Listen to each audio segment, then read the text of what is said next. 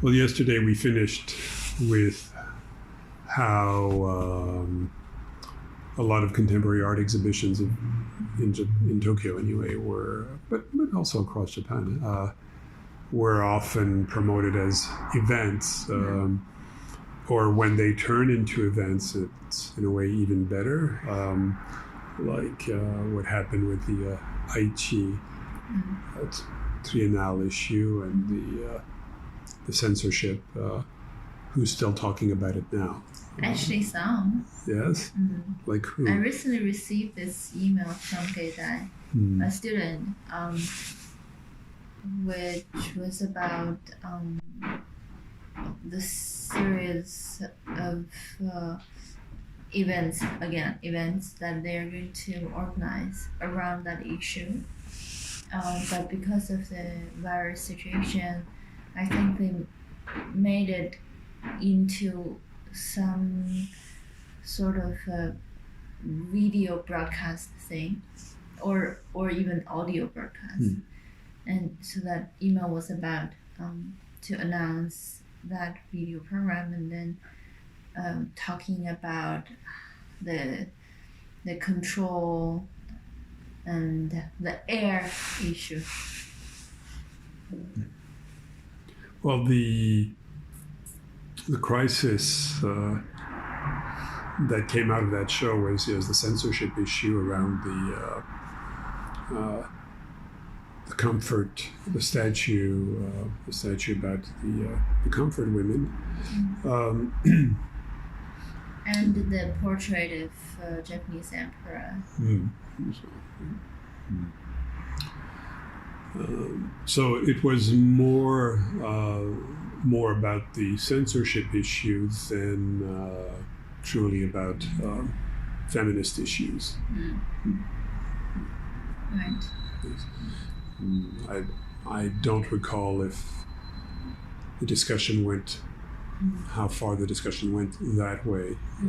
Yes, it's much more nationalist than feminist. Feminist, right? Yes.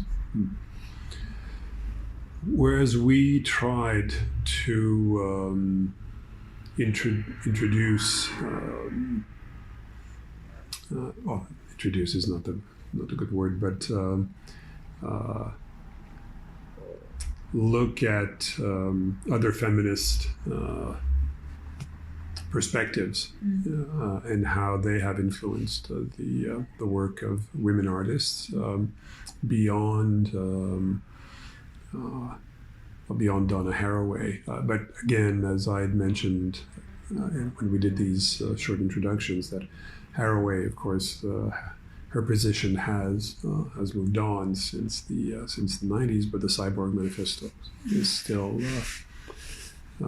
such a crucial text. But in the process, it did overshadow many others, including Starhawk, and so we decided to try and bring together artists who had a more immediate connection to, first to nature, I suppose, and either nature itself or the relationship of women to nature,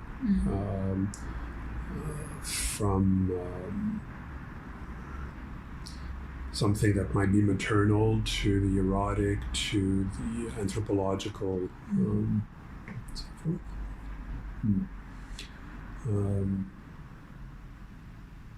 Do you think we were not successful, but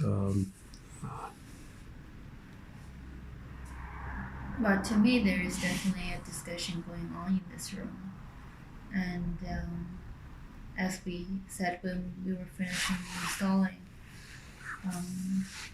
there are unexpected dialogues and conversations going on once they're on the wall, once they're by the side of each other. And I think that's a very nice aspect of it, in the sense that we are not really looking at one single direction to look at the issue. but these artists from different places bringing in different voices, and those voices are talking to each other. It's not unfortunate, but it would have been nice to have even more people come and listen. Of course. Yes, to the voices, but we were in light of the circumstances. I mean, the show opened just as here in Japan anyway, the concerns were expanding. So, but we were fortunate, on the other hand, to have some regular visitors. But the discussion I suppose we would have wanted to have taken place needs to have to wait a little more. And for me, this is more of a motivating factor to keep trying. And I think to have the show right now is also a good timing. It's March in the U.S. It's the Women's Month. Internationally, it's Women's Day on the 8th. And as we talked about this before, especially to me in China, the discussion, there are always waves of female issues or feminist issues appearing in discussions in China, whether it's about labor or about the difference in the inequality and so on. And because of the virus situation, apparently there is another wave of discussion about the female nurses, female doctors that are not being taken into consideration while in the propaganda. But on the other hand, it is the subject of propaganda or the object of the propaganda when it comes to things about sacrifice, about how people give what they have. And in that sense, I think this show actually helps, at least it helps me, to think about these issues in different directions, in different perspectives. Well, they're also about openness. A lot of the works here are exteriors, landscapes, bodies and landscapes. But we have one artist that you had selected from China. How do you see her work in light of, or in the current contemporary Chinese scene? I think, I came to know the work before I know the artist. And then the works strikes me as actually very internal, very private revealing of the understanding of who am I as a female body or as a female figure. And I think including a Chinese artist here now itself is, I'd say, it's one of the major joys that this show brought me. That when China is still pretty much in the status of locking down, and the daily life becomes abnormal, and at least we are doing something to respond to that. I also told you before that I often find myself helpless or not knowing what to do, being someone who's outside the country but witnessing what's going on there.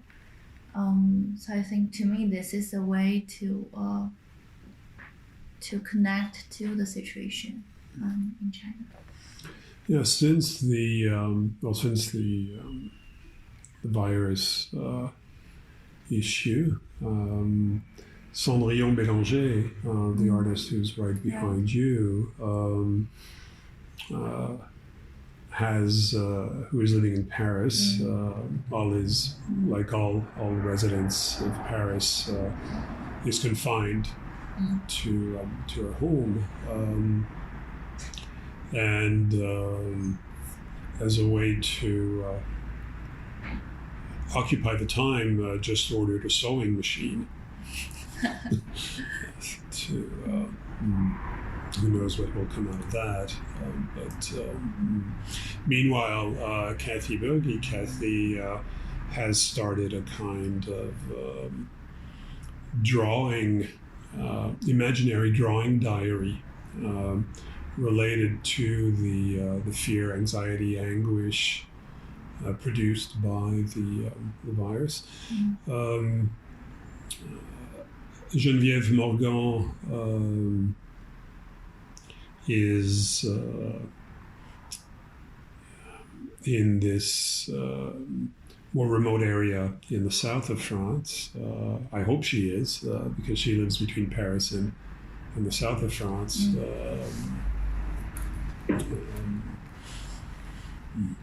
It'll be interesting. At the moment, in this time of confinement, there is also this issue of this idea of sameness that once again comes to the foreground, this kind of Foucault sameness that, and at the same time, through social media, people are immediately commenting that we have audience here. yes, once again. Downstairs.